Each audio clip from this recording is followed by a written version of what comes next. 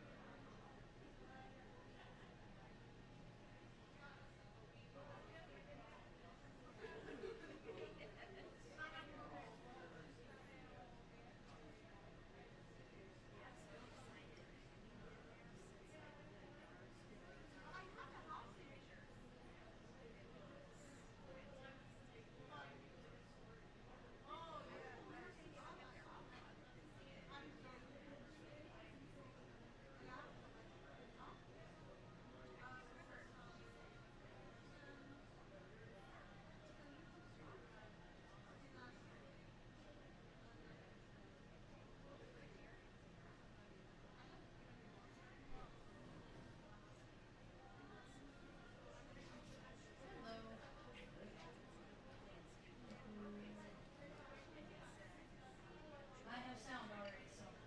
You have some? Yes. Robert said he's not hearing it.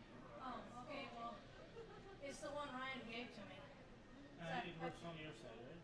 Yeah, it's plugged in, so it says right here I'm getting sound, but here, this is probably what's on my headset, but he was up here already, so here, this is set for the main controls, so that's just for my headset level right there. But is that like internal camera sound? yeah, that's what I'm wondering. That's probably just internal sound right there. Yeah, that's for the camera. Yeah, exactly. So I don't only see channels here. This is a brand new camera, so if he wants to change it, he can't change it here. I can see menu here.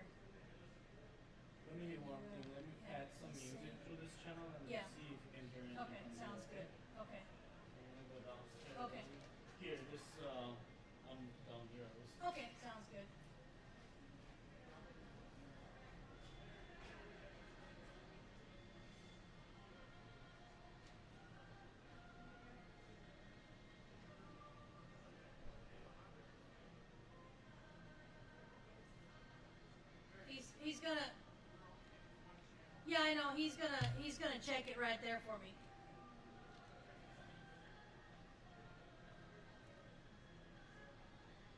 Audio. Here we go. Let's see. Let's see. That was obviously not on. Well, which one's supposed to be on? This is left. This and has this to is be right. XR2. That's my bad, probably. Oh, okay. There it is. There it is. See, check for yourself. Yeah, that's good. Yeah. Can you say something? Oh, the music. I got it. We're good. We got it. Thank you. My bad. I probably just had it on me. That's, Well, I knew it was internal, but I checked the. Probably what happened is out on the. Did you notice I was controlling your camera, even your focus and stuff? No, I just got back. I haven't tried Zoom. I'm gonna try Zoom on your camera just for grins. I won't do it I right. can control Zoom, but I can't control. Well, we didn't have the monitor set up yet because it'll get there. It's okay. The intercoms aren't working either directly the way they're supposed to, so I don't know. You and that one girl should get together and talk about. You remember, like, students? She was telling me how busload of students. One of them showed up at, I don't know, was it 9, and they were I don't know 10 or something or 11 or something. They were supposed to be there at 8. You know, so she said they had 4 different ways of communicating, and she yeah. We may end up on a conference call, just so you know. On here, yeah. But not through the camera, on your regular phone. Oh, okay. Do you want me to call in on this then? Yeah, you might as well. You need to wait till I get while you do it now, because I just got Yeah, my I phone, can so. check the sound this way. You can be okay to run? You Yeah, okay? I can run it this way. Yeah. I got all 3 of you. I got Is the there graphics just up. going to be mostly podium or what? I will direct you. I'm not sure. Okay, sounds good. I think it's mostly just podium speakers and calm, but I'm So not really sure. call in about 2 minutes then, or 3 minutes, or Yeah, you can call anytime. Actually, I got the phone. or actually you just call me when you're ready and I'll have the phone programmed. Okay. Okay, sounds good.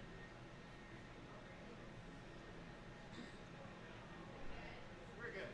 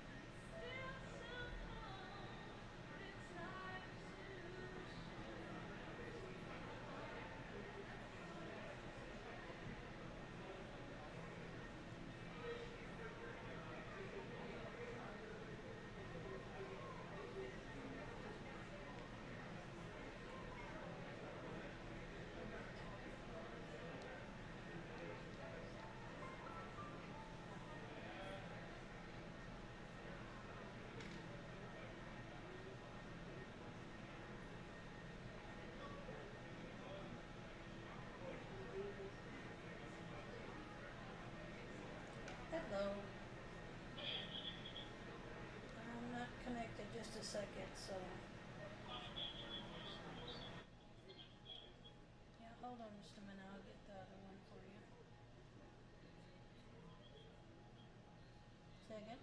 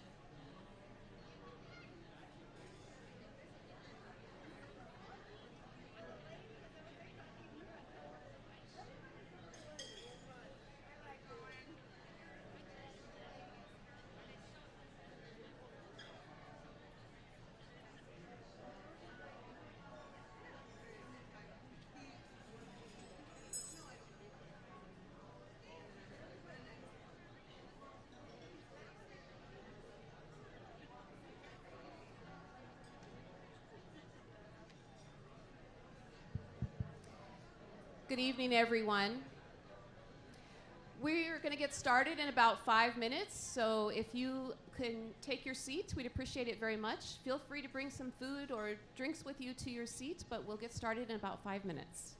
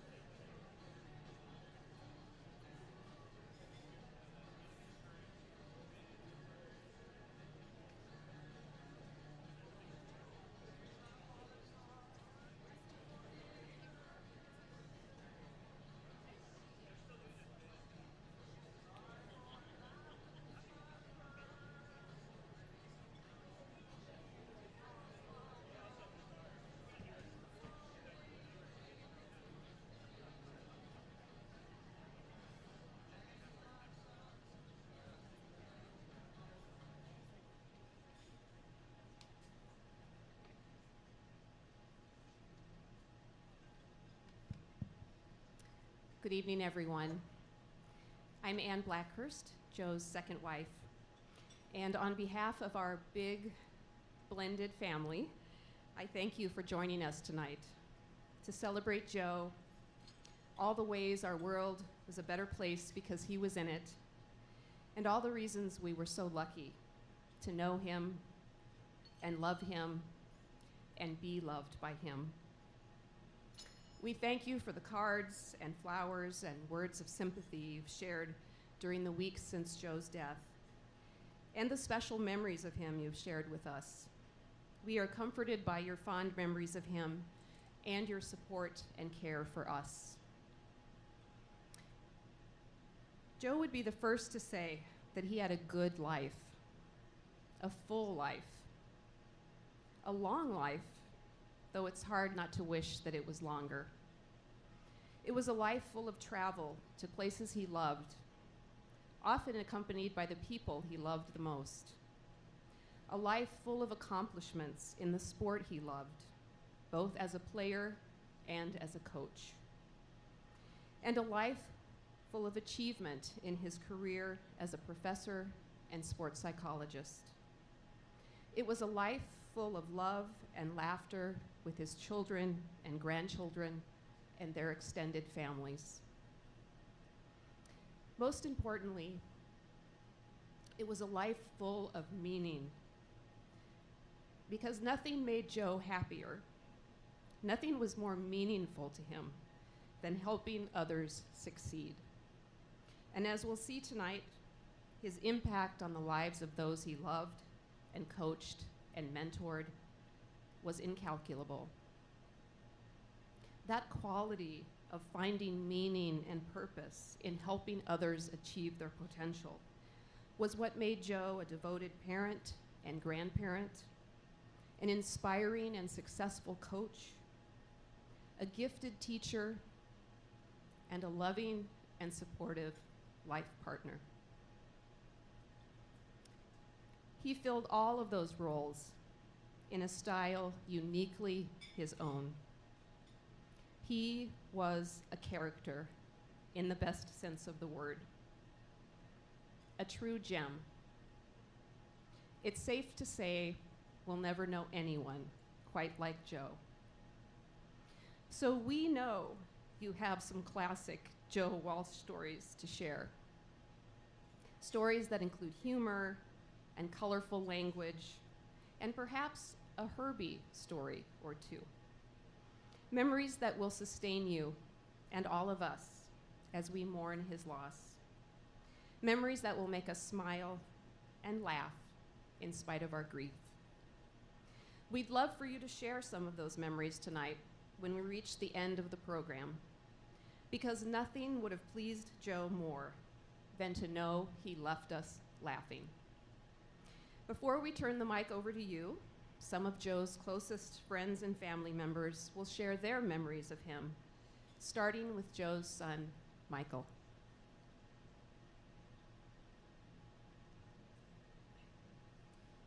I first met Joe Walsh November 10th, 1966. It was a big day for me, my first day. And everybody's going to say tonight how generous he was. Well, let me tell you, the first day I meet the guy, he gives me my name. And he threw in his own name, too, for good measure. So Michael Joseph Walsh, it served me well. Thank you, Dad.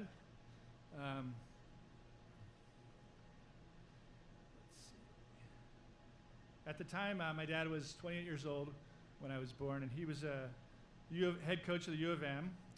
And apparently I was a perfect baby, so he decided to gift my mom some Irish twins. And 11 months later, my sister was born, so that kept her busy. And then I guess I've always been told a story that my mom would take us down to the U of M courts, and when one of us started crying, my dad, in his way, would he'd say, "Lady, shut those damn kids up."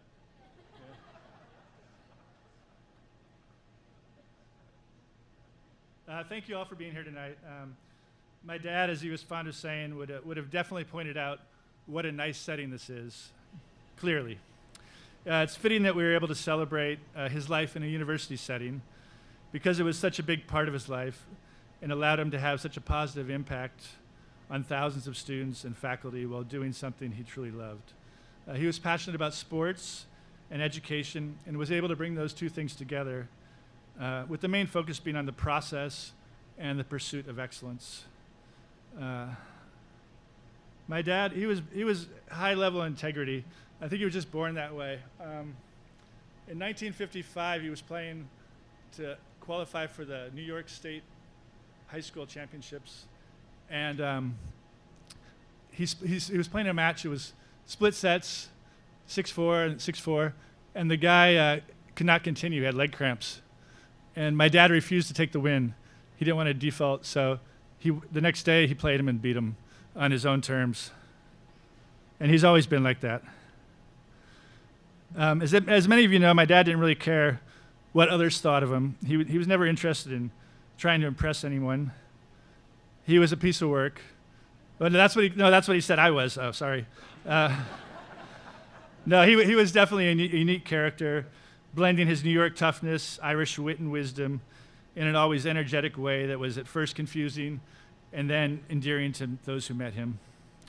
He had a strong sense of what he wanted to do, how it should be done, and was always willing to stand up for what he felt was right. The following is a direct quote from my dad I found through one of his papers. "The reason I left the University of Minnesota in my prime as a young head coach of tennis in a Big Ten setting, and having a great deal going for me, was to be part of a model that attempted to embrace these three qualities: teacher, scholar, coach. SUNY Brockport offered the first liberal arts approach to sport in our society."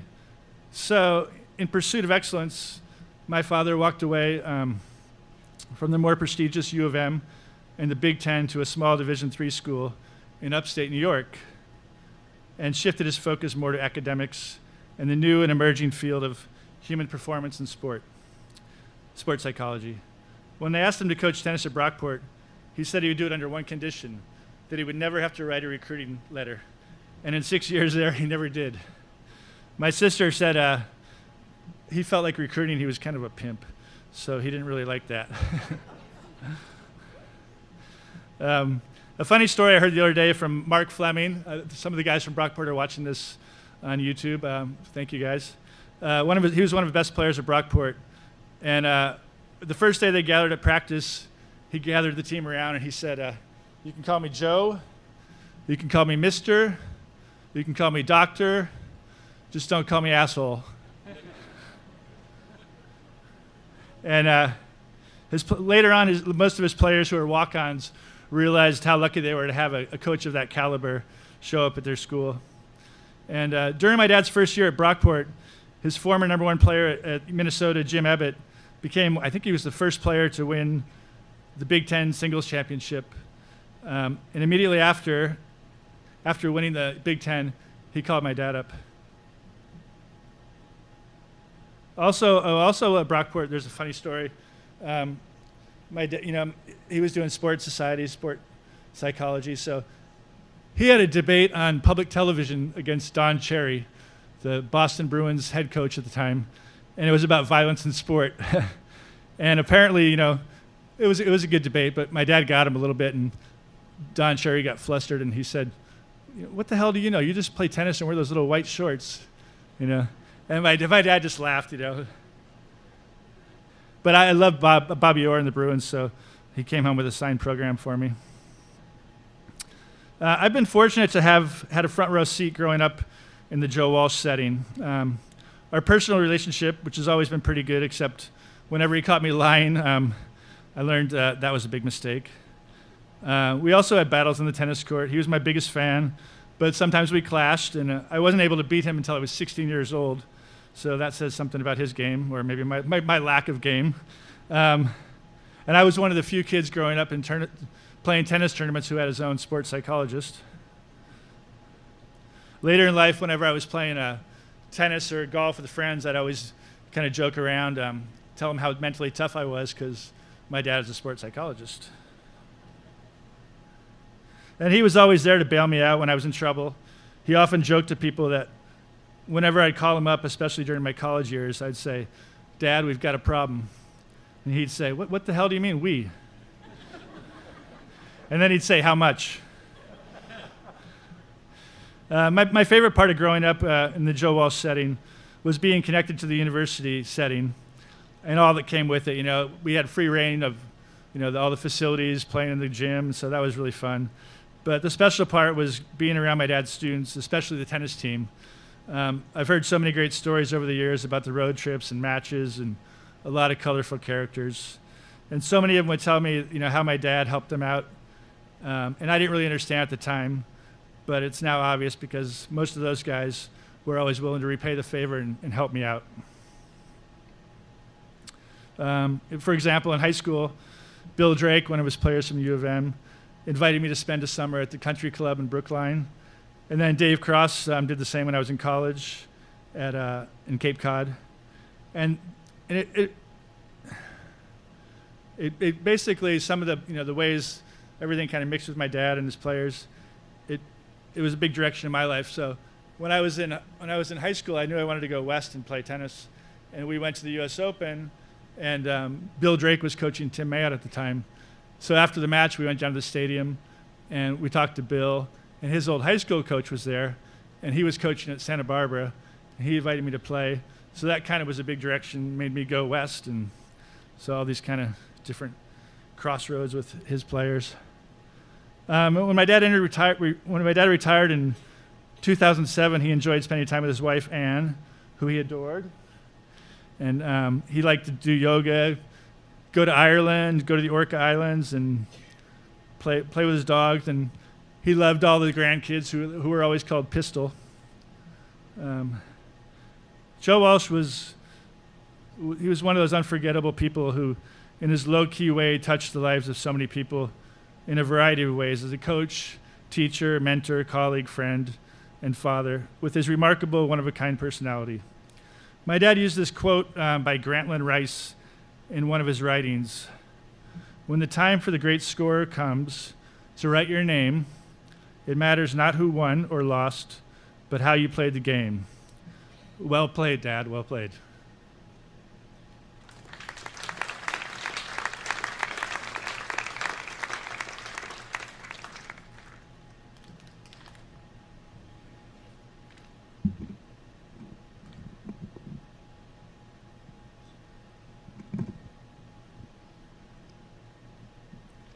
I'm Rob Doherty, and I'm very happy and very honored to be here with all of you, celebrating and appreciating a truly incredible man. I grew up in Rochester, and I first met Joe in 1966. I was playing in the state high school tennis tournament, and Joe was the chair umpire for my match with Rob Jones, who was from Edina. Neither Rob nor I had ever met Joe before. We knew he was the tennis coach at the U, but that was it. We finished the match. Joe congratulated each of us, and then, totally out of the blue, he says, "Margie and I are going to Berkeley next week for the summer while I work on my PhD. It's too soon to put it together for this year, but we go each year, and if you'd like to come next year, you're both welcome to come and stay with us. You could practice together, I could coach you, you could play tournaments in Northern California, and I think you could have some great experiences."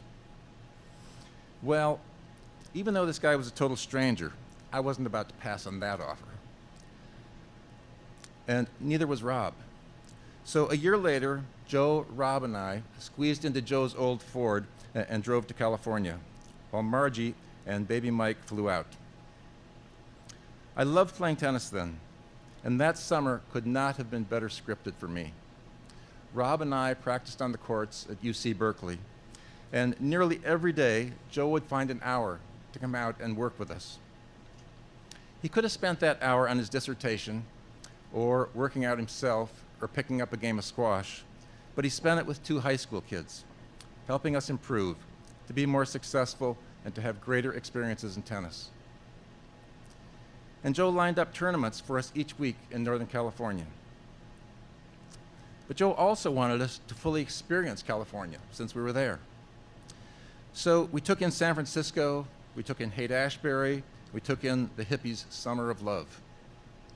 And to say that this overly protected 17-year-old from Rochester was awestruck by the summer of love and the whole aura of California is to put it mildly. But for me, all of this made for a truly idyllic summer. Rob went back to Minnesota a few weeks before me, and I stayed on with Joe, Margie, and Mike. And about a week before I was to return to Minnesota, Joe asked me if I wanted to visit any colleges or universities in California. I promptly replied, no, I'm not going to college in California. But I clearly remember that it was then, at that moment, with that offer to take me to visit California schools, that I finally started to understand Joe's infinite generosity. By taking me to California and giving me incredible experiences, Joe was not recruiting me to play at the University of Minnesota. In fact, he was not getting anything out of his relationship with me except a lot of thank yous. His whole orientation towards me was about giving me opportunities in tennis and in life, and through his coaching and guidance, enhancing those opportunities. He had no ulterior motive. He was just giving. And even more incredible is that he was giving to me at a time when he and Margie had very little. For he was essentially a teaching graduate student who was supplementing his income by coaching tennis at the university. And coaching tennis at the university in Minnesota in 1967, I assure you, paid very little. Beyond his generosity, during that summer in California, I also realized that I just really enjoyed being with Joe. He was a fast-talking New Yorker with a great wit. He was a wonderful storyteller, and he possessed a deep social conscience. Joe greatly admired two brothers who, like Joe, were good Irish Catholics, Daniel and Philip Berrigan. They were Jesuit priests, and they were giants among the anti-war activists during the Vietnam War. With Joe's enthusiasm for the Berrigans, I started reading their books.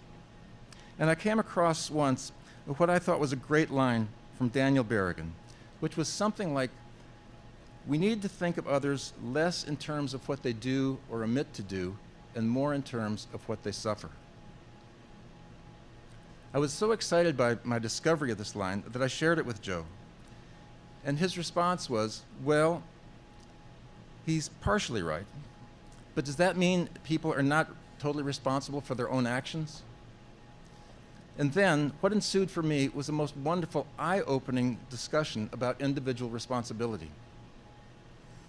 We had other great conversations, particularly about the war and American society. And these chats were really more tutorials than conversations. For Joe was definitely the teacher, and I distinctly the student. And once again, he was the giver, and I the beneficiary. That fall, my senior year in high school, Joe invited me to stay with him, Margie, and Mike in Minneapolis and practice with his team. Mike was nearly 1, and Margie was very pregnant with Kelly. And on one long weekend with them in October, I'd gone to bed. And a few hours later, Joe awakened me, and in rapid staccato speech says, Margie's in labor, we're going to the hospital, I won't be long, Mike's in his crib, he'll be fine. And the door slammed closed. Well, I wasn't so sure that Mike was going to be fine. I was still 17, and being the youngest in my family, I knew zero about taking care of 1-year-olds. I was truly terrified, and I hovered over Mike during the night and slept no more. Fortunately, for me and everyone concerned, Margie's labor went quickly, Kelly arrived in great shape, and Joe returned with a fistful of cigars and a huge smile, all before Mike woke up. After I went off to college, Joe still invited me to come back to practice with his team on my vacations. In the summer after my first year of college, Joe arranged for me to work with him on a tennis program for less privileged kids in Minneapolis. And Joe, again, was creating opportunities, this time for young kids, and once again, for me.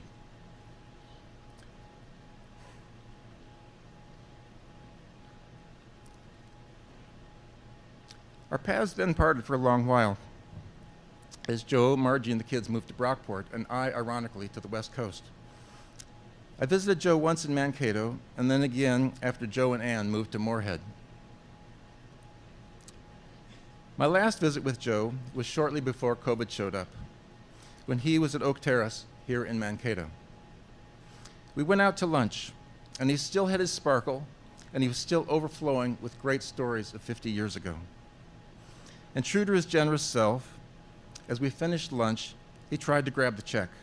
But this one time, I was quicker, and I covered our $17 lunch.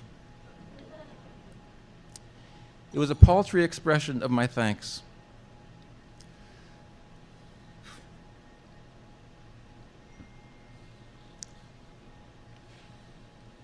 But there was no way that day, or today, or ever,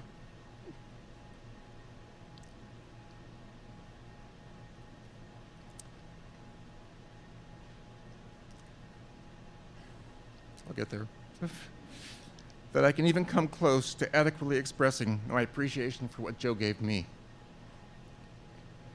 The opportunities, his guidance, and his love. I am unbelievably lucky to have had this incredible man in my life. Thanks.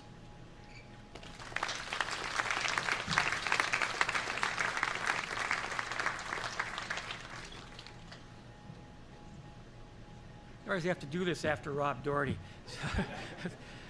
My name is Greg Lapp, and I played on Joe's team at the University of Minnesota. He was coached there my freshman, sophomore, and junior year. And if I can comment on one thing Mike said, I was the same class as Jim Ebbett, who he said won the Big Ten championship easily at #1 singles. He was a great player. And as Jim came off the court, I was right next to him. I remember him walking to a phone, dialing Joe's number. And he was like an 8-year-old child wanting to call his dad, who he thought so much of and worshiped. And I can remember the smile on Jim's face just telling Joe that he won the Big Ten championship. So yeah, that was a very special moment. And like Rob said, when you would, back then, University of Minnesota, it didn't pay much for the coach. There was no money for the players either. We took road trips everywhere. So we all, Ted Warner and I and Dave Matthews were in the same team. You'd get in the car and drive your 6 or 7 hours for the match at Northwestern, then drive at night to Wisconsin, play there, and come home. So when Rob said how much fun and educational it was to sit and listen to tutorials by Joe, it really was a highlight for 17, 18, 19-year-old kids to listen to all his wisdom and learn from him. So I just wanted to make comments on what they said. I'd like to begin my comments with telling 2 stories about myself and Joe. And at the beginning, the focus may be more on me, but the point is not to tell stories about me. I need to set those up for the comments I want to make about Joe. Okay. First, my father was a Big Ten champion wrestler at the University of Minnesota, and he really spent his entire life involved in Gopher athletics. So it was a huge goal for me, again, kind of a wide-eyed kid who really worshiped his father. My goal was to be a Gopher athlete like my dad. I had a little bit of talent for baseball, so in junior high school I went out for baseball. But I had a huge talent in junior high school to be a total goof-off. Okay, so one game, when our team came off the field, the fellow who went up to bat threw his glove next to me. I grabbed his glove and proceeded to stuff full each finger hole of his glove with grass. And then, so when we went back out in the field, he grabbed his glove, tried to put his hand in it, and he couldn't put it in. I thought it was really funny. I was laughing. I thought it was hilarious. Of course, he shows it to the coach that he can't put his hand in and can't go out in the field. The coach came over, didn't really share my sense of humor or worldview. I've never been screamed at so much in my life, and I'm off the baseball team. So what I went out for in 10th grade was for tennis. So just playing tennis for 3 years and then trying to be a Gopher athlete, obviously I wasn't that good. The only real brush with greatness I had in my high school career was playing Rob Doherty in the high school tournament, where he thoroughly crushed me like he did every other player during his high school career. but I was a walk-on at the University of Minnesota. And Joe did keep me on as one of 2 freshmen, myself and Jim Ebbett, who we've talked about. And I look back now, and more than anything else, that was the biggest turning point in my life. Because first of all, it got to fulfill a huge goal for a 17-year-old going to school who wanted to emulate his father. And second, the 4 years on the team with great guys like Ted and Dan and Jim, it really gave me a true love for tennis and realized I wanted to spend the rest of my career in the tennis and athletic club industry. So after a few years in the industry, really by the grace of God, I developed 2 different, very large, multi-purpose and tennis clubs. Those clubs would not have happened if it hadn't been for the influence and the impact of Joe Walsh on my life. And let me tell you a couple quick stories about those clubs. First of all, in those 35 years in those 2 clubs, there's been hundreds and hundreds of employees have gone through who I think have had hopefully good jobs and have given back so much to the employees. One of them is sitting here in the audience in the white shirt, Tom Boyce. Tom is one of the foremost tennis teaching professionals in the country, the wisest pro I've ever known. So when you think of all the excellent instruction and the joy in learning people for dozens of years have gotten from Tom, again, it wouldn't have happened if it weren't for the influence of Joe Walsh. And we had successful tennis programs. When I ran the club in Rochester, we had a very, very good tennis program. Our program produced, dozens of state champions, multiple players who received tennis scholarships in college. We had one player who was a world junior champion and a few players who played in the U.S. Open. So when they were kids, now most of them are in their 20s and 30s. Think of the lifelong friendships and the memories all of those kids have had in those athletic experiences. Again, none of those kids would not have had those experiences if it wasn't for the indirect impact of Joe Walsh. And in our management meetings when I was in Rochester, we'd kind of kid that we raised a generation of youth in Rochester, because there were hundreds of kids who were gym rats, club rats, tennis rats, pool rats. And again, the experiences those kids had growing up, the friendships they made, would not have happened if it weren't for the indirect impact of Joe Walsh. And the last story I'd like to share on that line is, I just had a conversation a couple weeks ago with a friend who was an employee at Rochester while he was getting his degree in exercise physiology. And then when he was done, his goal was to work in an athletic program in the strength and conditioning department. So he left Rochester and went to apply at Notre Dame as an intern. And he went there, and he called me a couple weeks ago to say, Greg, I've never told you this, but the questions they asked me, he said, I could parrot back what I learned at Rochester. The next question, I said what I learned at Rochester. Then they had me go and say, show us how you clean equipment. He said, literally, I sat there and cleaned that equipment for 8 hours. And one of the strength and conditioning coaches from the Notre Dame program came over and said, we've never had anybody stay here more than 15 minutes. For you to stay here 8 hours, we're not going to take you on as an intern. You are now an employee of our strength and conditioning program. And that guy wanted to share that. He shares that with all of his people, and now he's a head strength and conditioning coach at a major college. So I honestly don't share those stories to talk about myself or what happened in those clubs. I share them because I'm making the assumption that pretty much everybody here has had direct contact with Joe as a student or a colleague, family, and friends. But I'm not sure how many people here really know of the impact he had on someone like me, where he fulfilled my childhood goal, and that I was able to play tennis, and it was a turning point in my life, and it really was because of that Joe has had an indirect impact on thousands and thousands of people in a really positive way. And I wanted to share that because Joe's legacy is probably bigger than we realize in the direct contact we've had with him. So thank you.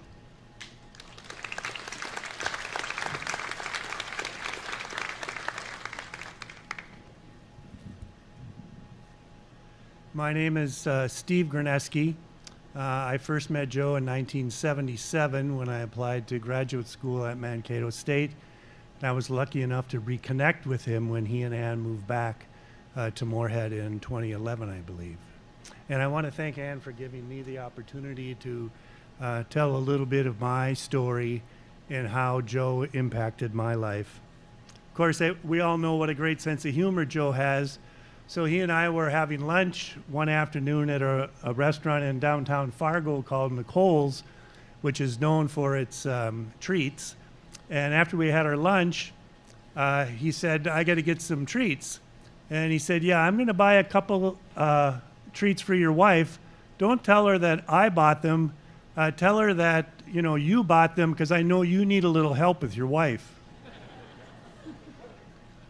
So in 1977, I was teaching in Apple Valley, Minnesota, and I applied to grad school at Mankato State. And through lots of phone calls and lots of letters and communications with Joe, I came to realize that Joe was the kind of person that all these folks had just told you about.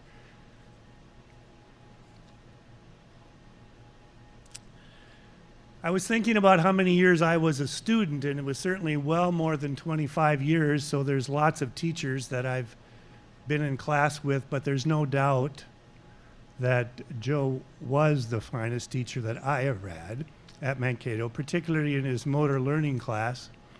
And one of the things I'll never forget is the first time we were going to have an assessment. I was thinking a test of what we had been doing the last few weeks.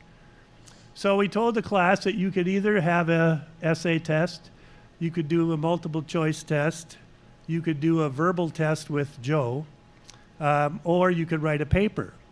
And I think I was teaching for maybe 3 or 4 years at that point, and I thought, how in the world does this guy know that all those different kinds of tests will measure this knowledge that we all have been gaining? And sure enough, they did, because I made sure throughout the quarter that I took a turn in doing all 4 of those. So he really was modeling the idea that of individual differences, and that we learn differently and we produce what we have learned differently. So I was really excited about this. So when I got to teach motor learning at Moorhead State, I tried this and failed miserably at it.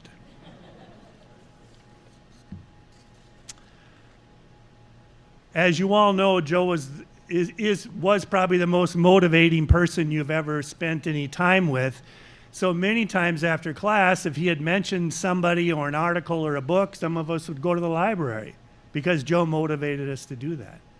Or we would follow him to his office and continue the conversation. And he was always glad to do that, take the time to answer our questions, and hopefully we were smart enough to keep our mouths closed and listen to his answers. Ann mentioned Herbie. When I took the motor learning class, when he was showing us some non-examples of what one is supposed to do in teaching motor skills, he always talked about Herbie. And of course, there was great movement of his arms and his head, and he really characterized this character quite well. And then in his way, he then showed us how, as teachers, how do we help the Herbies in our class? How do we help them to become better movers, but also better thinkers about movement? There was always a great breadth and depth to the teaching that Joe offered us. So when I was getting ready to retire from Moorhead State, I went into the office of the new president, and I knew that this president was from Mankato State. So I was telling her about my favorite teacher that was from Mankato State. And she said, well, who is this? And I said, well, it was Joe Walsh. And she said, well, I think he's about 3 blocks from where we're sitting in our house because Joe's my husband. So after that initial meeting in 1977, we were able to reconnect then. And of course, with Joe, it was watching lots of games, having lots of talks and discussions about all kinds of things. A lot of times it was just going for walks. And the one picture, the painting of Joe with the dogs, I mean, Joe was a regular feature on the Morehead State campus with those two dogs. He probably knew the names of more students on campus than many of the faculty through his connections with those beautiful dogs. I remember the evening he told me about his diagnosis. And he said Ann had asked him, because we were going to watch the Twins game that night, to talk about that. So we did. I shared with him that my father had the same diagnosis. And I'm glad that Joe was able to be really honest with me, show his anger and his worry. So like other people have said, you know, there's stories and there's stories and there's stories. I remember enjoying so much listening about Franklin Henry, who was the #1 person probably in the world in motor learning when Joe was at Berkeley. Lots of stories. He used to talk about when he was in high school that the gym was locked. So sometimes he could connive the janitor to leave one of the doors open so we could go in and shoot hoops in the evening. And if the custodian forgot to do that, somehow Joe figured out how to get that door open, and he could spend the evening shooting hoops. You've heard about his talking. You've heard about his experience at the University of Minnesota. I was lucky enough to hear all kinds of stories about Murray Warmath and all those old Gopher coaches. I believe they've named a racquetball court after Joe Walsh, which he was really happy about, but sort of embarrassed at the same time. You know, it didn't matter if I was talking to him about a paper that I had written in 1979, which is a long time from now, or if I was talking to him about the work that I did with kids in the local Moorhead neighborhood. Joe was always encouraging, you know, always supportive. And that was such an amazing trait of his. One time he went to a ball game with me to watch my grandson playing baseball, and Noah was not very good at baseball. But Joe only had really good and supportive things to say about Noah's performance, and even gave Noah a Mankato Maverick baseball cap, to which Noah continues to have this day. So like so many others in the room, I am really thankful, I'm really grateful to be one of those people that got to know Joe Walsh. Thank you.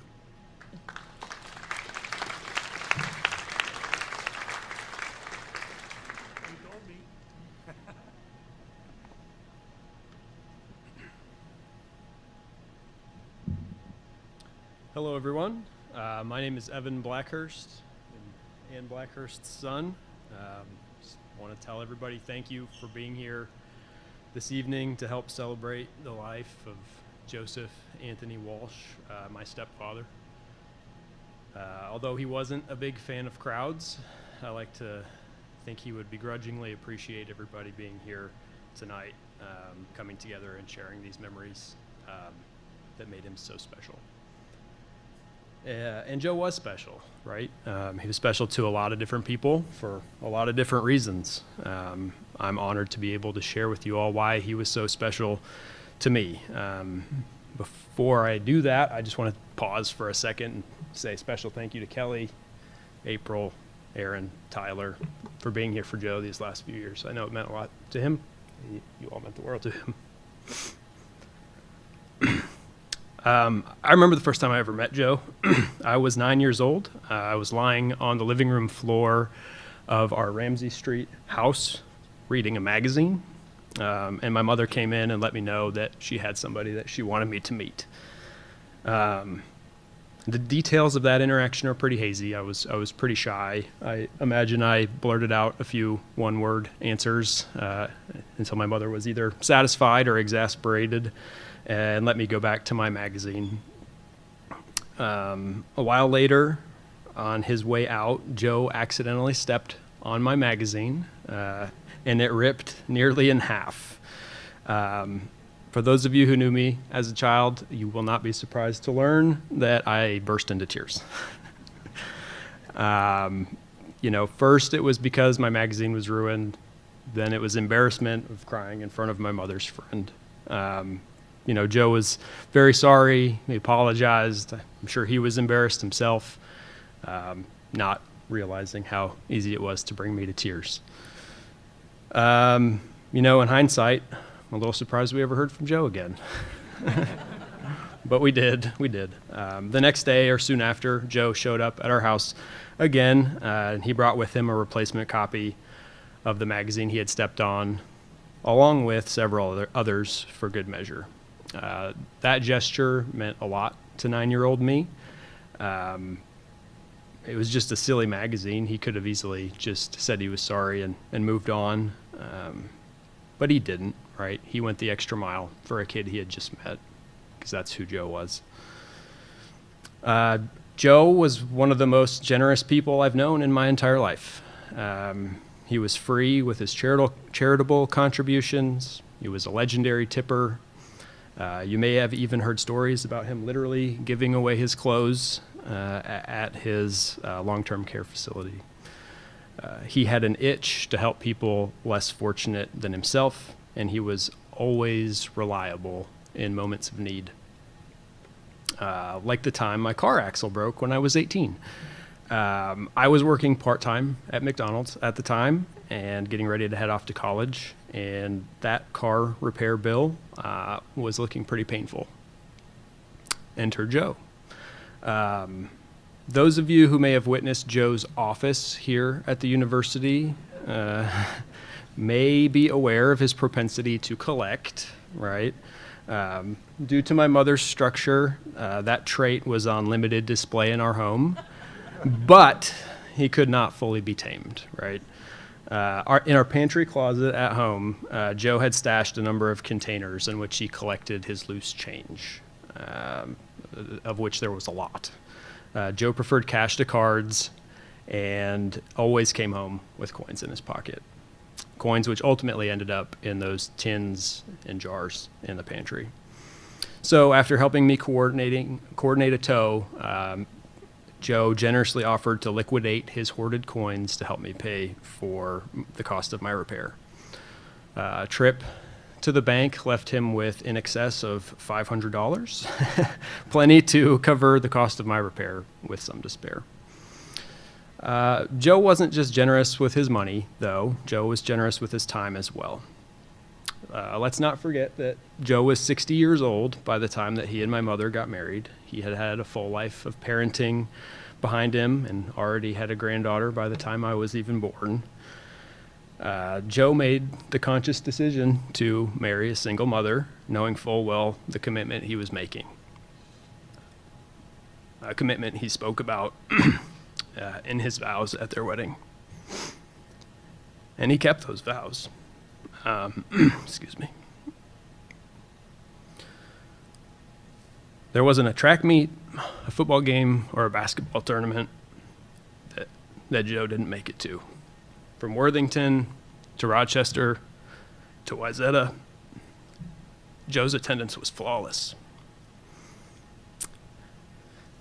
He gave up years' worth of his weekends to be there and support me and my teams. And he wasn't just showing up, he was actively engaged, game in and game out. Often with notes between games and after tournaments. Reflecting back on those post-game chats, it amazes me how apt his advice really was. Stubborn, emotional teenage me didn't always want to hear what he had to say, but don't get down on yourself. Stay in the moment. Focus on the next play are all great takeaways for life, let alone youth sports.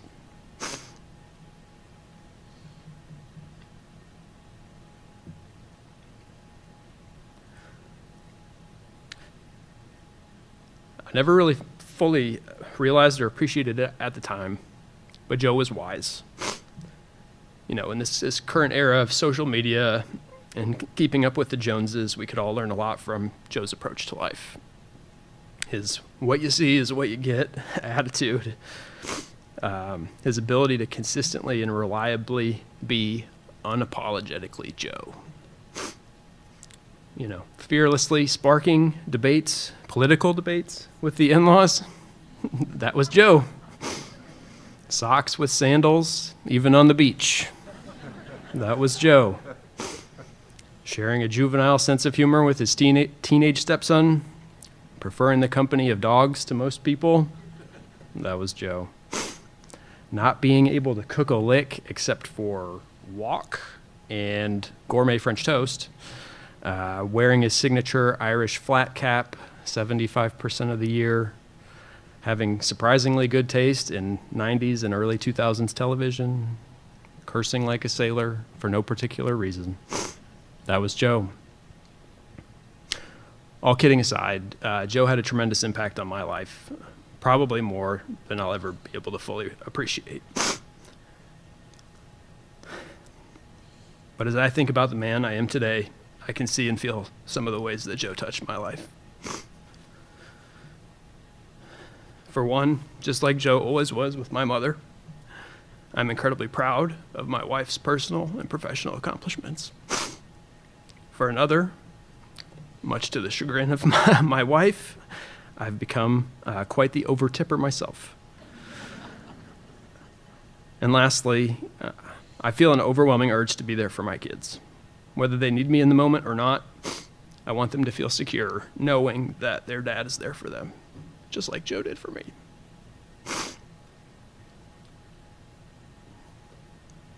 Joe was consistent. Joe was reliable. Joe was there for me. Joe was a dad to me.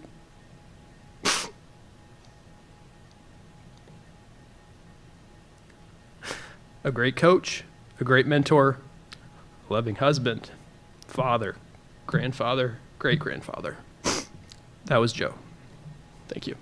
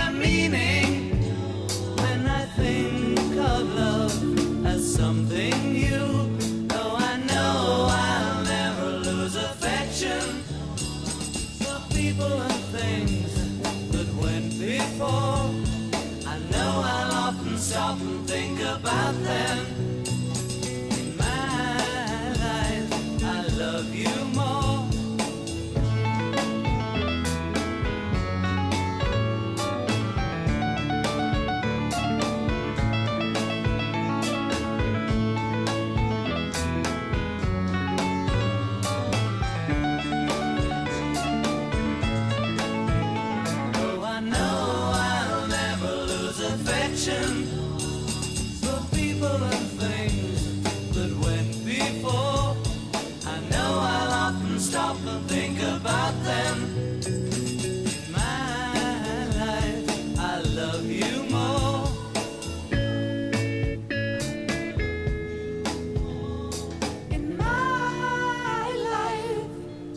love you more.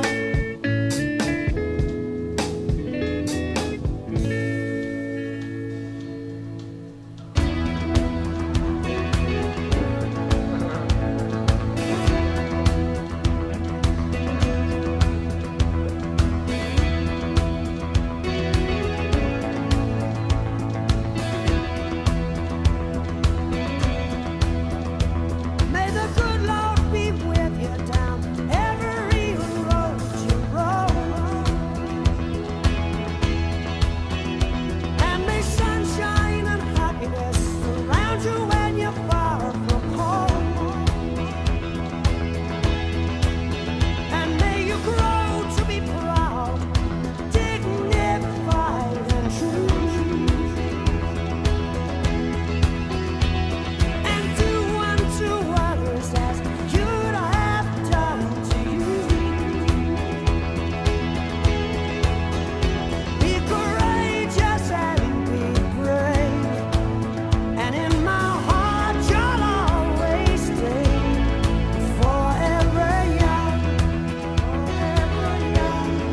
forever young, forever young. May good fortune be with you, may your guiding light be strong. Build a stairway to heaven with a prince or a vagabond. And may you never love in vain, and in my heart you will remain forever young, forever young, forever young, forever young,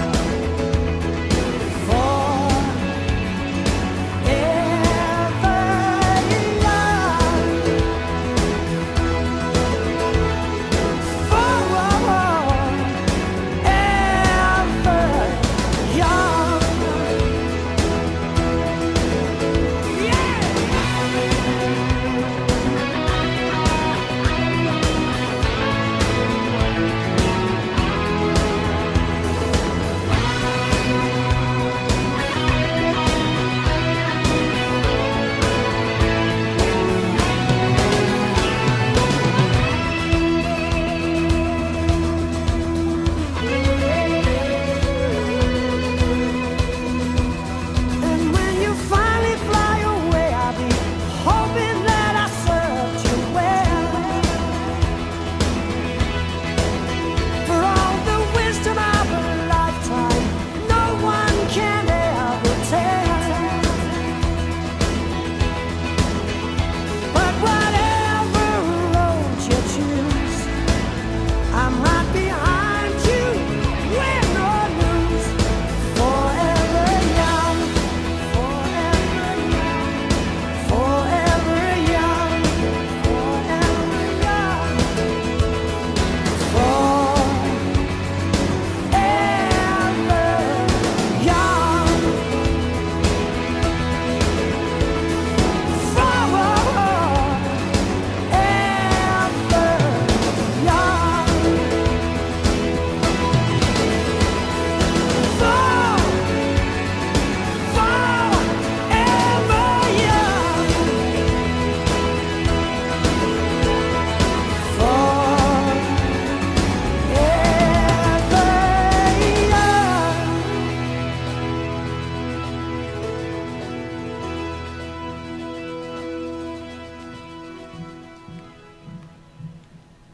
Hi, I'm Kelly, Joe's daughter. Just wanted to share the video with you of the life that I had with him. And a lot of you experienced it as well. My brother was not fond of my music choice. Well, okay, he was all right. He didn't like the first one that I had chosen was a Bette Midler song, and he said it made him feel like he wanted to jump off a cliff or something like that. But it was a little depressing. It was a little bit of a downer. But Rod Stewart's not my favorite, but I like that song, and it's just kind of emulated the way he was and the way he was always behind you. He always had your back.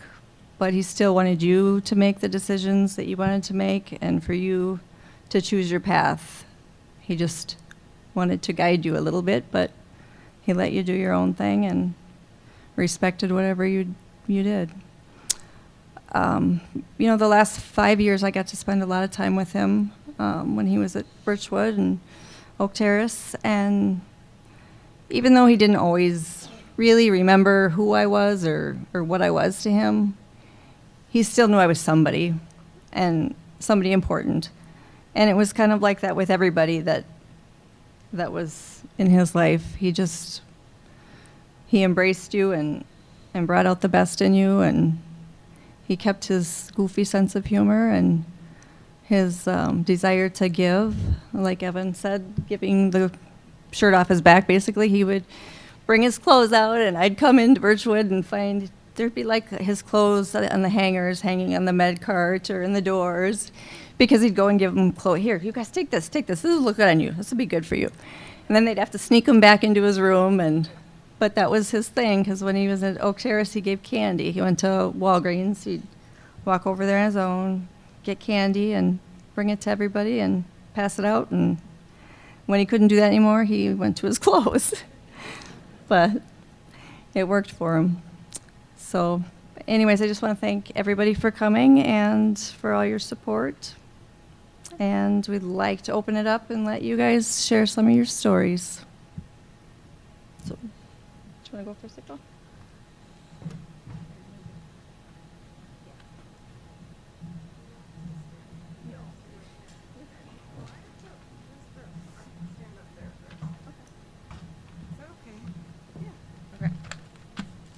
Do you want me to use this one? Sure. Okay. Oh, here, this works. This works. Okay.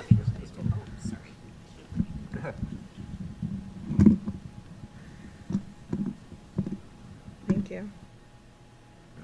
Perfect. Thank you. I'm so happy to follow all these eloquent speakers. As Anne mentioned earlier, she talked about my grandpa's colorful language, so I'll apologize now, because if I inherited anything from him, it was that. I was asked to kind of kick off the open mic tonight, so I thought long and hard about what I could share with you all tonight. But I just kept thinking, how do you jam-pack all of the memories, all of the lessons, all of the laughter consumed by this one man and put together a short and sweet speech to summarize it? If you knew Joe, which you all did, then you know exactly what I mean and why I struggled with trying to come up with just the right memory and just the right lesson to share. So since posting about his passing and his upcoming memorial, I've had a few people reach out and tell me how they knew him. And it just so happened 2 nights ago I was at a ball game with a newer friend, and he shared that he knew my grandpa. He said that he worked at a wine shop that Anne had introduced him to, and so he started coming into this shop often, and my friend said, you know, he just continued to come in, and suddenly I was drinking wine and having these brilliant conversations with Joe Walsh on a Tuesday. And he ended his story by saying, your grandpa wasn't just a customer, and I don't know what you would call him, but he was definitely more than a customer. I think he left that impression on everyone he knew. He was more than just a customer, more than just a friend, more than just a coach, coworker, and well, you get the picture. He was just more than all of that. For me personally, and I'm sure for many of you as well, my grandpa motivated me to want to do better and be better. He was a selfless man, as we've all explained, who would give his last dollar to a man on the street he knew nothing about, because he prioritized the well-being of others over himself. He was always paying for strangers' suppers, groceries, items at the gas station. He was saving people when they were in a bind. Even in his mid to later stages of Alzheimer's, he never missed an opportunity to give a young child $1, or he bought out every Walgreens red nose and gave it to a kid on the street. And honestly, these are all surface level examples. The depths that he went to in order to help people and encourage them was far beyond anything I think any of us can explain tonight. As a teenager, you don't recognize such great qualities in a person, or you know you can take advantage of it. It pains me to say that as a teenager, I did just that to my grandpa, but he never quit on me and ultimately forgave me for being the selfish teenager that I was.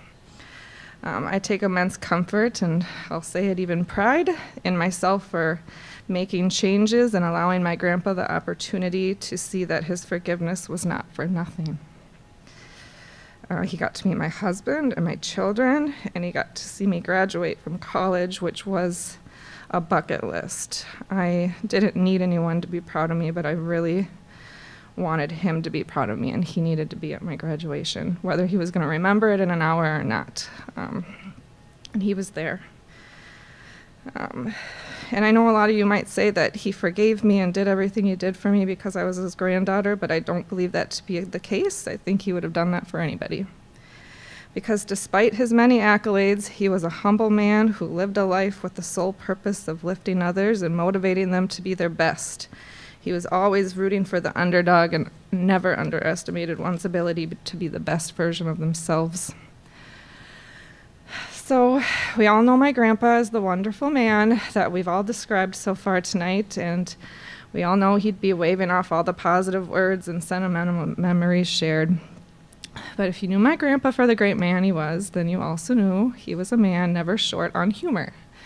And through his humor, I think I learned some of the most valuable life lessons. I don't have time to share them all, but here's a few. The key element in how to get through life is to master the art of bullshit. It is all about knowing how to bullshit with people. Nobody knows what the hell they're talking about anyway. The only way to drive is to be filled with rage while doing so.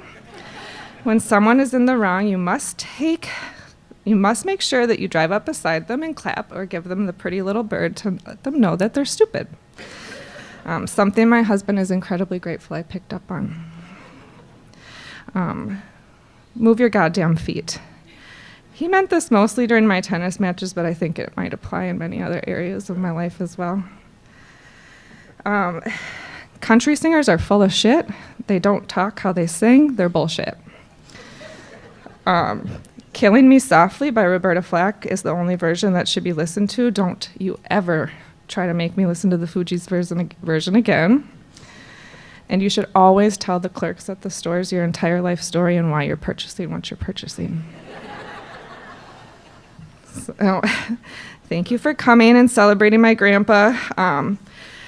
Please come and share your stories with us tonight, whether they be short or long, sweet or funny. His memories live on through us and my family, and we would really love to hear as many of them as we can. I think we're going to be passing out the microphone to people who want to speak, so you don't have to get up and move around. So if you just want to wave us down, we'll bring a mic to you, and we really would love to hear your stories. Thank you.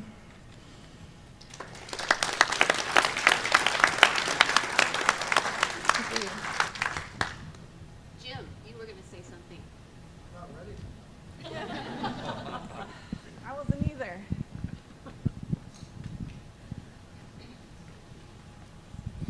I didn't read the syllabus to see the order of the event, so the movie. My name is Jim Makovsky, and I'm the head wrestling coach here. I've been here for the last 29 years, and Joe's one of the first people I met, and everybody's talked about what he's like as a grandfather, a father, husband, coach, all that stuff, but he was also a great colleague. I think all the old gang here, he taught a lot of lessons. He entertained us. He loved poking the bear to like some of the guys he'd worked with here for a long time. But I just want to share a couple things that he taught me that gets passed down to my team. By the way, you kind of look like Joe, but with way better hair. I don't know if anybody else noticed that. He's kind of... sorry about that. when I first met Joe, and he wanted to play racquetball. So I was 26 years old. I thought life was the same with racquetball. The way to win is to hit it as hard as you can, north and south, and just work really hard.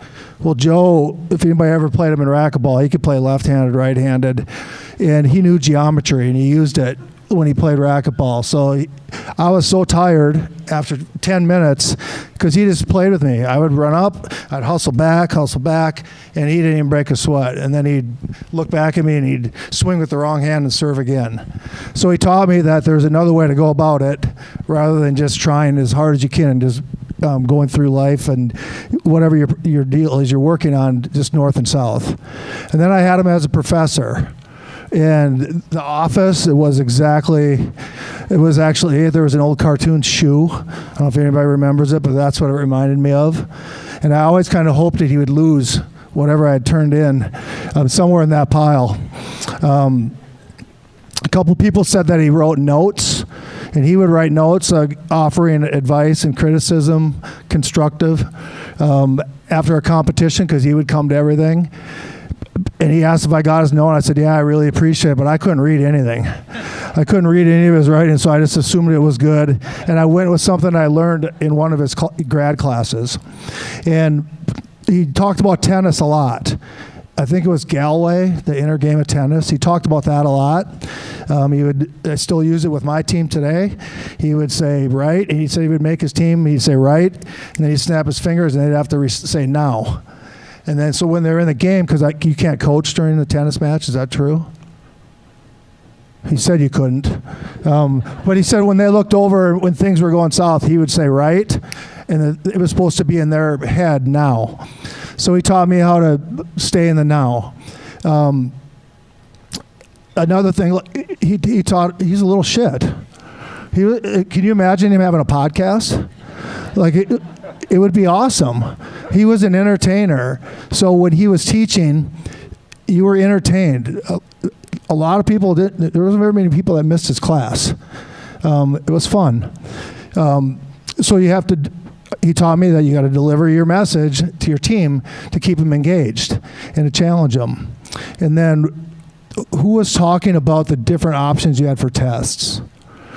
He did that when I was going through my thesis, and he gave me all those options too after failing on the first one and the second one. He didn't want to see me fail, but he kept coming in and goes, you might want to rethink that. And part of the time I thought he was just dangling the carrot and making me work and challenging my thinking again one last time.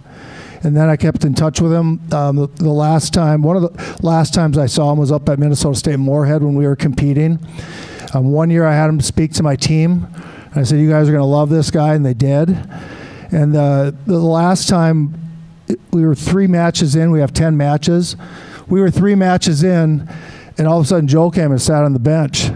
And we talked the last 7 matches, and he was offering, what's this kid like? He looks a little tight. He looks a little tight. And so he came along at the right time in my life, and I like to think that we paced his things forward with my guys. And by the way, the last thing, he spoke at a lot of wrestling coaches clinics, and I get asked about him all the time, and Herbie's one of them. And he's always talked about he liked the chokers.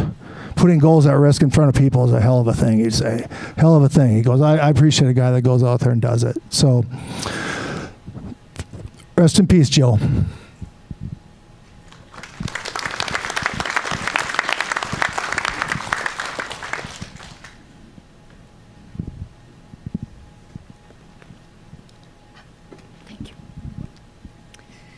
I'm Nancy Bruce.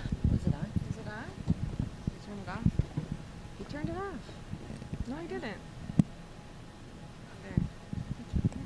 I'm Nancy Bruce, and I worked at the Walgreens in North Mankato, so I was very familiar with Joe. And the first time that I checked Joe out, he came to my counter and laid all this candy out there, and I rang it all up for him, and then when he's done, he throws a $1 bill on there. And that's yours. I said, well, I don't know if I can take that. Well, God damn it, that's none of their business. And okay. So anyway, when he would walk over there after a number of times, when he walked over, and Kelly brought him sometimes, but when he walked over, he had his rolling bag. And that baby was stuffed with candy when he went back. And it was always fun checking Joe out because he was just always so pleasant and just a hoot, just a fun guy. And if my boss was standing there when I was checking Joe out, he'd say to my boss, "She needs a raise. You know how epic she is? She's just epic, and she is so good. You should give her a raise." Anyway, one time he actually gave me a $5 bill, and I'm like, "Whoa." And then I saw some other money. I thought, well, what about that 20? But I didn't say that to him. Anyway, whoever checked him out, he'd always throw a $1 bill at you or whatever. But he was sweet as all the candy he bought. And I always wondered how much of it he ate himself. But yeah, I know he gave away a lot. He was a very generous person. And like you said, rest in peace, Joe.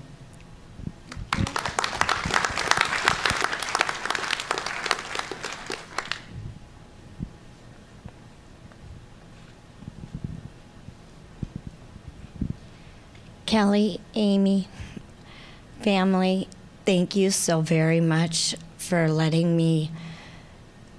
What an honor it was to take care of Joe in some of his final years of his life. He'd always feed me. He'd always say I was the speedy one running down the cart, and I couldn't stand still. So he'd come down to the hall, and he'd always be handing me these Thin Mints or these gummy bears. And I'd say, "Joe, I can't have that. Joe, I can't take that." "Well, yeah, you can, goddammit. Yes, you can." No, sweetheart. No, you don't understand. I'm diabetic. I can't have that. You'll kill me. "Oh, I don't want to do that." "Well, what can you have?" So then next thing I know, I'm getting half-eaten chicken. Soup. Very generous. But not only was he generous with me, as he was with my kids also. Little Miss Addie here has one of the very famous little red noses that she used to always run around. And she'd come up to work with me, and she'd be like, "Mom, is Joe there?" And next thing I know, those two are running up and down the hallways. And I'm like, "You guys, we can't run. I have a lot of other people up here. You can't run." But with that being said, he was very much a teddy bear, and it has been my honor. And he gave right up to the end. Thank you so very much.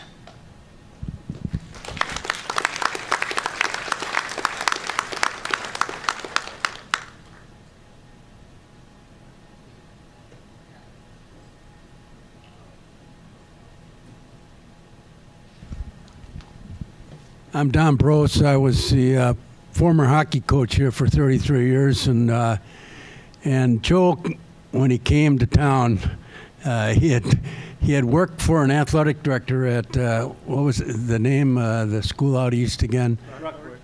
Brockport, and the athletic director was Marine, ex-Marine, and Joe and he would get into arguments all the time. So I knew this guy. I went to graduate school with this guy at the University of Maryland, and then he had the discussion with Don Cherry, and then one of Joe's favorite deals was he'd get these slides of players checking each other, and then he'd try to say about all the violence there is in hockey. And of course I would say, "You know, Joe, you may take that for violence, and he should be in jail for that, but you know what? That was a good check that he just got his elbow up a little bit high."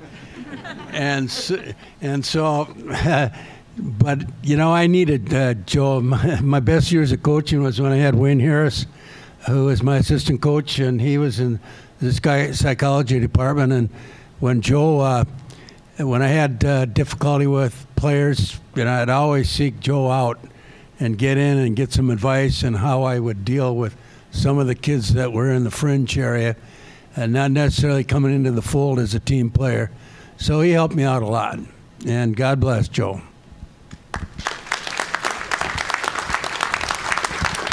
Am I on? Hello. Joe Walsh was my favorite uncle and my favorite ex-uncle. And one of the last times I saw him, he said, "Am I still your favorite ex-uncle?" And I said, "Yes, of course, forever." But I spent some time with Margie and Joe in Brockport, and he taught me to play racquetball. And I knew I was getting better. He used to spot me 20 points. Right? And I knew I was getting better when he only spotted me 19. Okay? I mean, that's pretty good. But he rescued me one time when I was driving from Fargo to Brockport, and I don't know how far he had to come, but he rescued me. And he gave me a piece of clothing. He gave me this visor, and I just wanted to say, hats off to Joe. We'll all miss him. And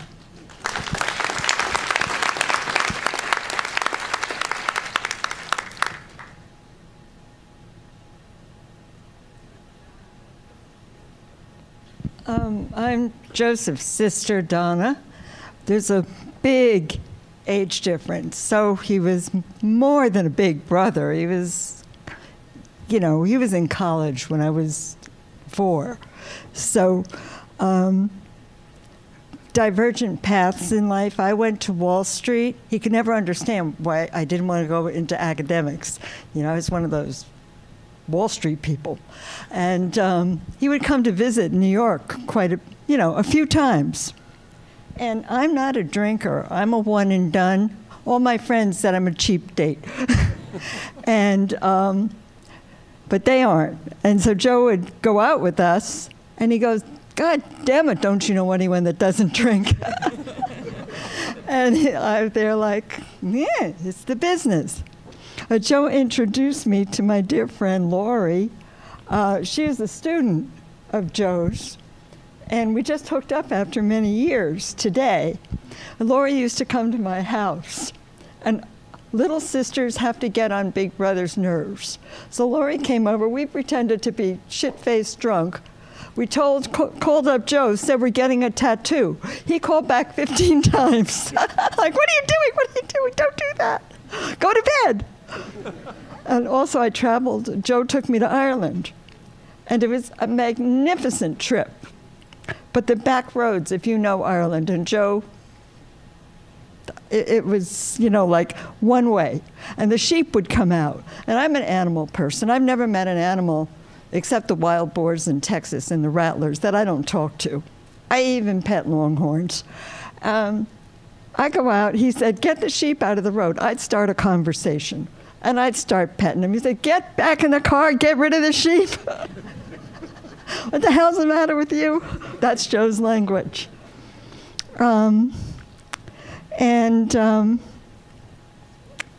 I approach things. I mean, I'm not an academic, but I have to read everything and analyze everything.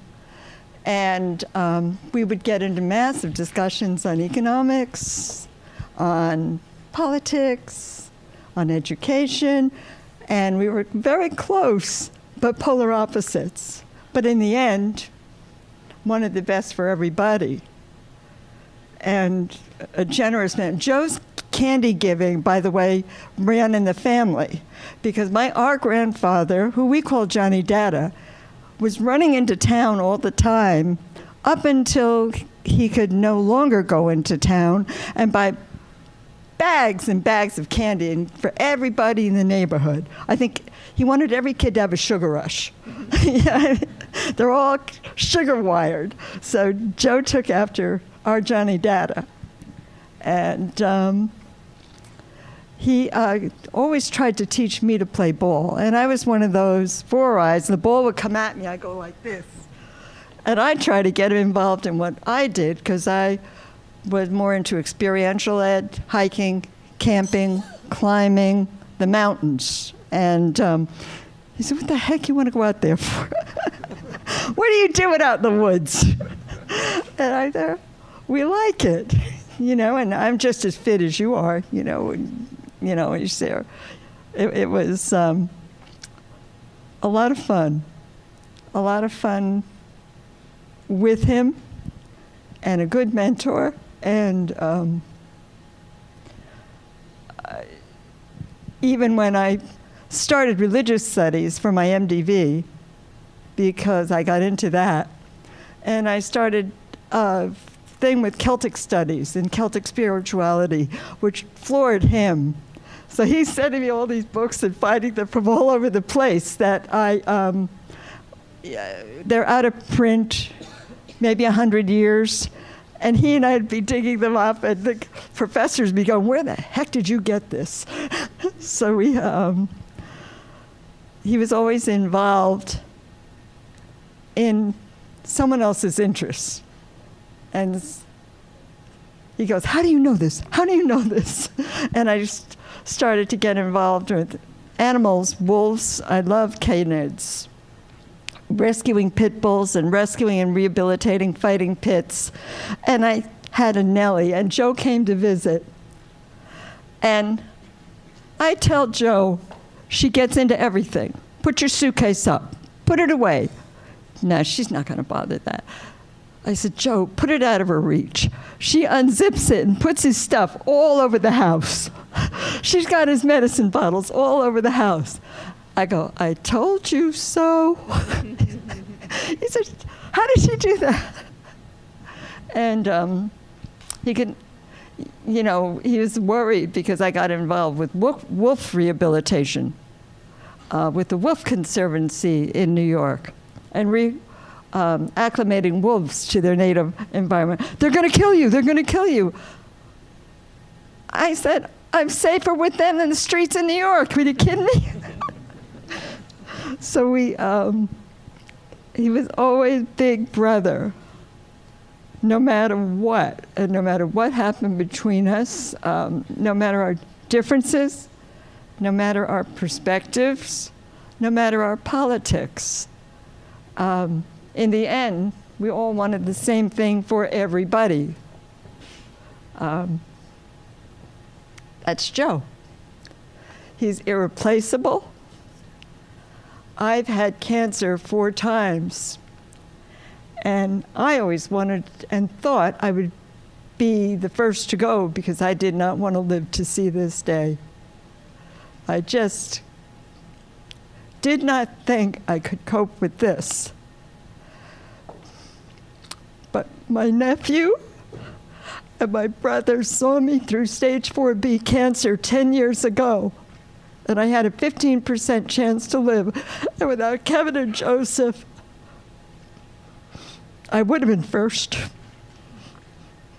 They never left me. Except Joe was funny. They cut me open for one, operation in 5 places. So he called me right after. He wanted to know what happened. I was in recovery. He goes, "Are you on drugs?" I said, yeah. You'd be too. So he's always looking out for me. And then Kelly's a nurse. And so when he came to New York, I had to introduce him to my research team. And they, they were really impressed with Joe's humor and Kelly's generosity and her interest in the medical profession. And here we are. It's a miserable thing to be the youngest. But it's also terrific because the spark of life runs through all of us in our family. And we've all got that Irish bit going. The stubbornness, it runs in the family. So anyway, that's our Joe. Love him.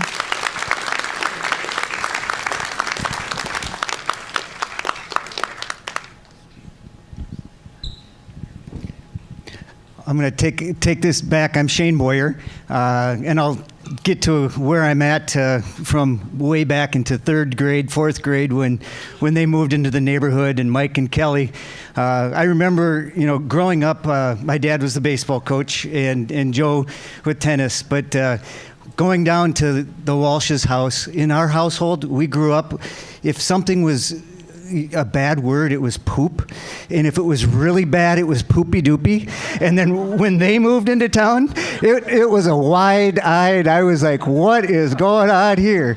But Mike and Jeremy and the Harrises, Brett Harris, we ran around, and Kelly just thought, oh, you're crazy, and that's that whole group. But running around up in upper North Mankato back in the 70s, that was a lot of fun. But then I would go to the basketball games, and my dad and Joe would always sit up in the upper wooden bleachers of Otto Arena.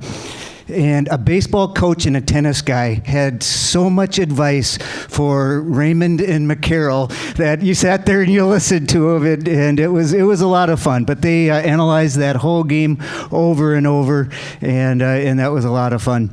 And so I kind of grew up around Joe and the Walshes, and then I did my master's degree, and Joe was my advisor, and it was on equity in sports and men and women, and it was just a great topic. But again, his office, he would reach into the middle of a pile and he'd say, read this and get back to me. And then, like Jim was saying, you could never read his writing. And so, yeah, that was the dissertation or the thesis. But then I, it kept going on. But then I, started my career and then where Joe ended with teaching. So I did get to teach the last few years with him back in the 2000s there. But Kelly and Mike and Ann, it's just been a pleasure to be a part of your lives for since the 70s.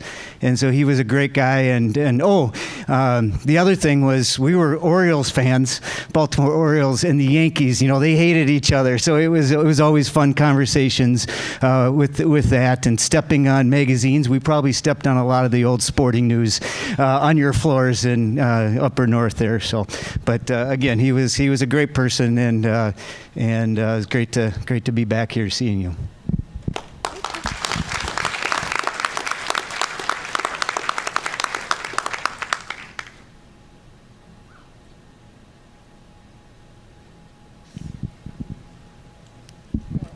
I'm going to be real short.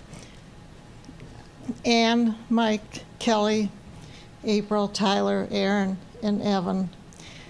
If there's any way you can describe Joe, it is he was the most caring person that you ever met. And I think that's how he should be remembered. He was he cared about people. He truly cared what happened to people. My late husband suffered with cancer for 10 years. And in the midst of that 10-year battle, Joe wrote Steve a letter.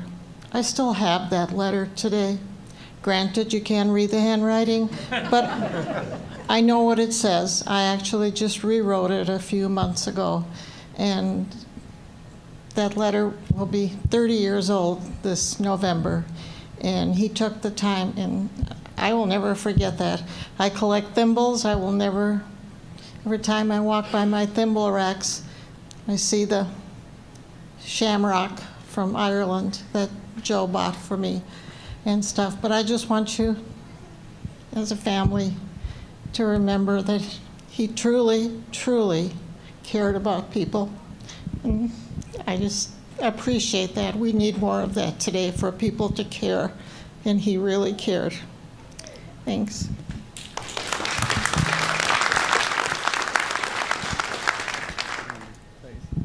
Oh, were you going to go? Have you gone nine? Okay. I'll do the same thing and make it quick. Obviously, Joe passed down to his great grandson and great granddaughter the gift of giving, because they presented me with this flower when we were outside for a walk, which if the university gets upset, I'm sorry. But there's their parents right here. I had a fortune of having a really weird relationship with Joe, just because of from the night that Kelly decided to invite me over for dinner to the house, and we're sitting at the table, and it's the three of us. I have no warning, And the next news I got was her looking up at her dad going, Dad, I'm pregnant. I was scared crapless of Joe before that moment. At that moment, I thought, my life is over, so I guess I don't have to worry about it anymore. Joe basically looked at me and was almost like, you're going to do the right thing. It was the greatest, no offense to my current wife. It was one of the greatest times in my life, one of the greatest things that could have happened to me, because I was blessed to then have 2 great children with Kelly, and to be around, that family was amazing. Even after Kelly and I were apart, we were still all pretty close, and Joe was the same way. He told me all the time, we have the strangest relationship for a family. Most people would think that this is, and I won't even say the word, up, and I agreed with him. And long after, when I had my own personal problems, the same thing like my mom said, he came over to my house, sat down and talked to me, wrote me a letter, gave it to me. It was very, very encouraging. And that was the kind of stuff he did. And so all I can say is I thank the good Lord up above every day that I was fortunate enough to meet Kelly, to become part of that family, and it's going to live on through his grandkids, his great grandkids, and everything like that. It's going to live on through them too. So thank you.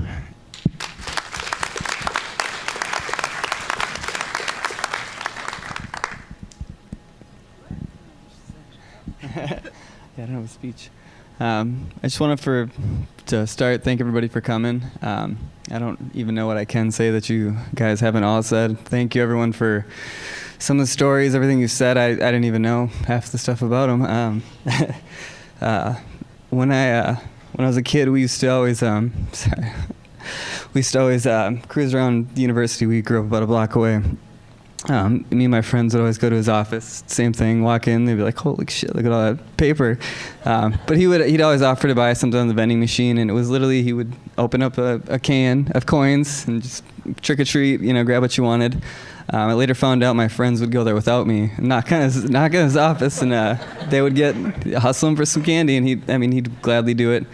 Take him out to lunch. That was just who Joe was. And then growing up, I got in some trouble. I was a little troublemaker. And every time me and my friends were we were some troublemakers. And I never cared. My mom would say, "I'm going to call your dad." And no offense, Dad, but I was like, whatever.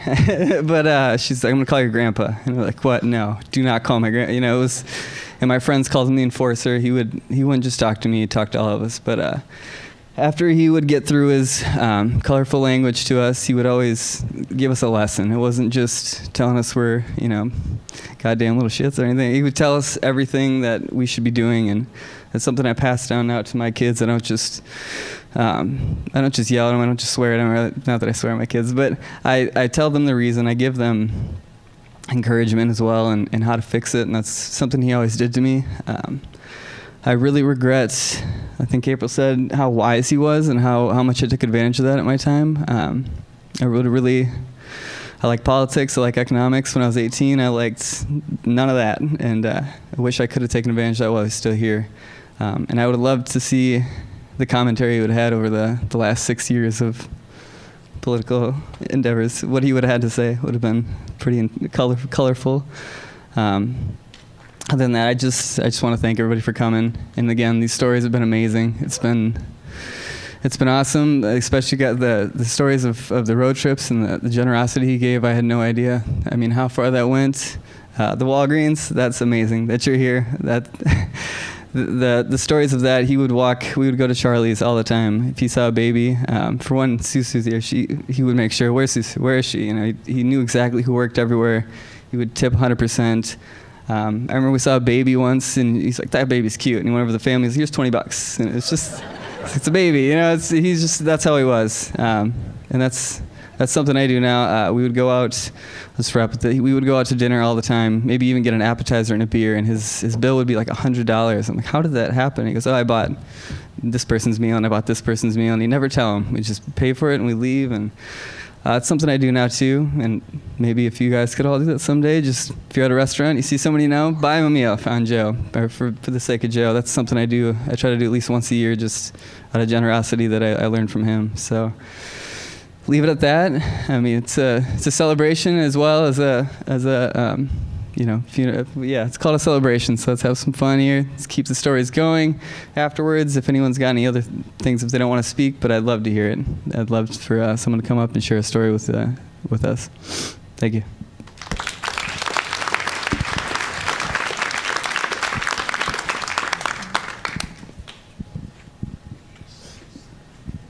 I wish I had my grandpa's dentures to chase somebody here with and give them something he did with me often as a child. Chased me with his dentures. I thought it was hilarious. I look back now and that might be a little weird. Good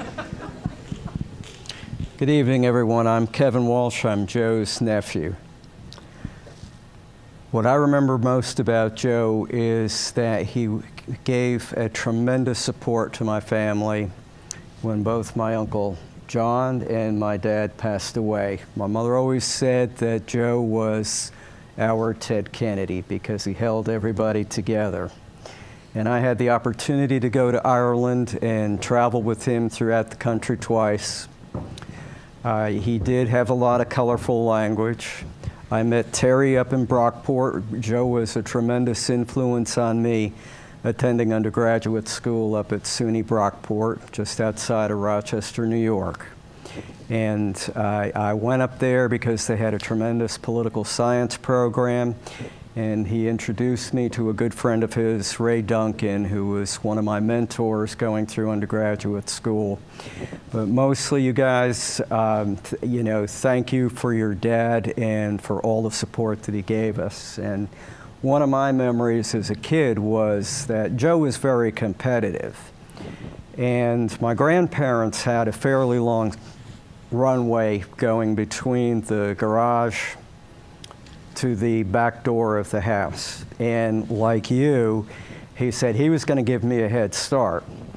So he said, I'm going to start back at the garage, and you're going to start over close to the porch. And he said, I'll bet I can beat you. Well, what he did was he let me run. Then he'd run up and back of me, grab me, flip me over, and flip me on the ground and tickle me, and then run and jump up on the porch. So needless to say, he beat me. He also, when I was young, he would we'd go out, go to different stores or whatever, and he had this little green car. I have no idea what it was. But my grandmother would work at nights, and then she would sleep in the early morning hours. So he would put me on his lap on the car, and I would pretend I was allowed to drive the car down the driveway. Of course, with my personality, I couldn't resist hitting the horn once we got up to the back door of the house. So he wasn't too happy about that, but without a doubt, he was one of the greatest uncles anybody could ever ask for. Thank you, guys.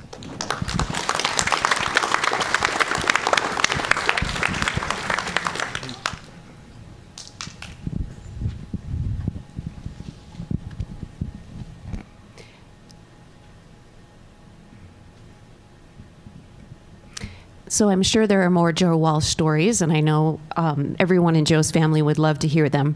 But we told you we'd be done by 8 o'clock, and in fact, all the people who've served our food and are managing the technology need to get home as well. So I think we will end here. I don't think they can stop us from hanging out in the hallway. So please linger, share more stories, more memories. There are several eating establishments and bars in the area, so continue the conversation tonight if you will. Thank you so much, everyone, for being here tonight and for sharing your memories with Joe. It means the world to us.